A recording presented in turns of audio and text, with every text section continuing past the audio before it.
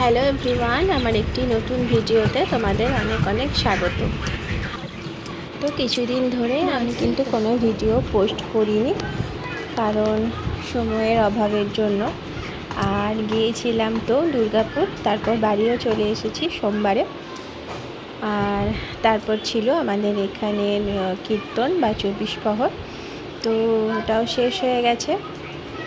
এখন একটু ফ্রি আছি, তার জন্য ভাবলাম চলো আজকে একটা ব্লগ শ্যুট করি। তো এই একটুখানি ব্লগ শ্যুট করলাম, শেয়ার করব তার জন্য। আর যেহেতু কয়েকদিন ধরে সেরকমভাবে পোস্ট করা হচ্ছে না, তার জন্য আমার প্রোফাইলে রিচ একদম ডাউন হয়ে গেছে, এনগেজমেন্টও ডাউন হয়ে গেছে। তো সত্যি ফেসবুকে টাইম দেওয়া খুবই টাফ ব্যাপার, সেটা একদমই করে উঠতে পারছি না। আর মনে হয় আগের মতো আর টাইম দিতেও পারবো না। তো এবার থেকে যেদিন ফাঁকা পাবো, একটু টাইম থাকবে, সেদিনে হয় ব্লগ শ্যুট করব বা কিছু মিউজিক ভিডিও শ্যুট করব আর পোস্ট করব। তো যাই হোক, এখন আমি স্নান টান সেরে এসে একটুখানি স্কিন কেয়ার করছি। তো তোমাদেরকে বললাম যে আমাদের এখানে কীর্তন ছিল, তো তার ভিডিও আর ফটোস তোমাদের সাথে আমি আস্তে আস্তে শেয়ার করব। তো যেগুলো এখনও এডিট করা হয়নি। আমার রান্না বান্না যদিও হয়ে গেছে সকালে, তারপর স্নান করলাম। আর এরপর হচ্ছে আরেকটা রান্না বাকি আছে চিকুর জন্য, তো ওটা বানালে আমার রান্না বান্না কমপ্লিট। তো আমি বানাচ্ছি, ওর জন্য হচ্ছে সয়াবিন দিয়ে আর সবজি দিয়ে একটা ওই ঝোল মতন করব, কারণ কিছুদিন ধরে বেশ রিচ খাওয়ার হলো।